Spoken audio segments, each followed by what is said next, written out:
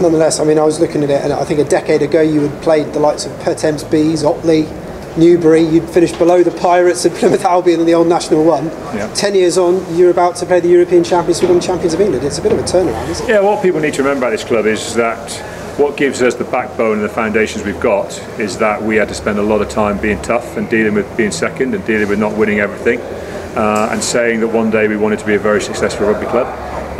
When people laugh at you and think it's funny when you go to Perthes Bees and you lose and you say your aims are to be a professional rugby side, you've got to pick yourself up, the players have got to pick themselves up and they get on with it and they do another week's work and they get on with things, and that's what some of these lads have done.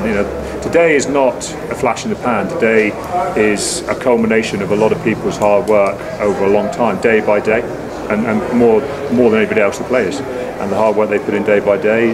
This won't feel like a shock to the players at all. This will feel like the next step they wanted to take, because they know they're playing at this level at the moment. And so, as I say, it's not a fantastic dream. It's the culmination of a lot of hard work.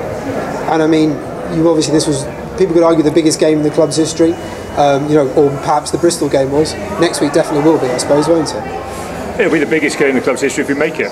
If we make it the biggest game in our history, that's how it has to be. If we don't perform there, it won't be the biggest game in our history. We'll just like to forget it and move on, and we'll take the experience and we'll say we need to be better next time. We can potentially make it a big game by proving that we can be the Premiership champions. But that's a week away. I don't want to get too carried away with that. A lot of people are already in every interview going, "Oh, Premiership champions." No, we've won a big game today. We're second in the Premiership. We've won a semi-final. Let's take a couple of hours now to enjoy what we've done and actually experience this. And that'll let us get emotion over what's happened today, and we can restart again from a nice point tomorrow. And I think that's the important thing, to make sure we get reset tomorrow, so that when we come on Monday, we can start to talk about building ourselves up again. A word for the fella sitting to your left there. He was dead-eye Dick from the kicking tee today, wasn't he? He was, and he nearly gave me a heart attack in the last 20 minutes. I've already told him that, and he doesn't mind. I think he's quite enjoyed doing it to me today. And no, he's done well. And what we need to remember with all our lads today, we've come through a very positive experience. We've come into that, and a lot of our players haven't been in an environment like this today. The environment here was fantastic. The atmosphere was absolutely electric. But you still got to be able to deal with that and play with it positively. And I think on the whole we did.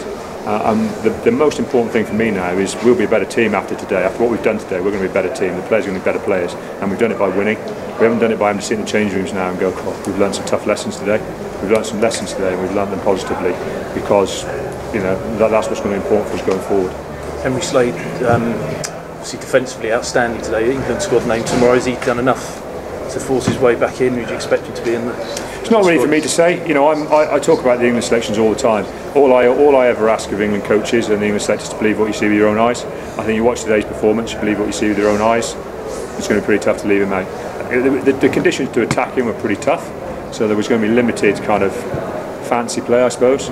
But when you talk about a gain line stopper of a guy who can play like a second receiver like Henry can, he did all that for us today, didn't he? And sometimes games demand one thing and they demand another. And I thought defensively he was outstanding today. Our organisation in attack when we needed to was very good. And I think on the whole, he's one of those guys who's only pressing his claim very positively. Rob, were you concerned with 15 to go when Wasps closed deficit to about 4, I think it was? I was concerned with 15 to go. I was concerned with 79 minutes to go. You can't watch a game of rugby in this kind of environment, with how much we wanted to win, and not be concerned with things. But having said that, I don't think we ever looked like a team that was crumbling. I think we actually looked like a team we thought we could just settle things down and manage ourselves a little bit. And actually, once we shook ourselves out of that, we had a fantastic last 5 minutes. And I think that's all it needed. It just needed us to just shake ourselves into something a little bit earlier than we did. But we've seen it now. It's happened. It's happened today, and we'll know how to deal with it next time. And we need to remember, next week will be an entirely different game anyway. It might well be that managing our way through territory most of the game is the way we have to do things anyway. It's not going to be flash bang, pass side to side, wide ball play, no matter what the conditions are. So we just got to make sure that our management of the game is really good. For the majority of the game today, it was very, very good, because it must have been, because we've been a very good side. So most of what we've done today must have been very good, because Wasps are nobody's fool, and they certainly came here very energetic and very physical. Well, are you starting second favourites next week then?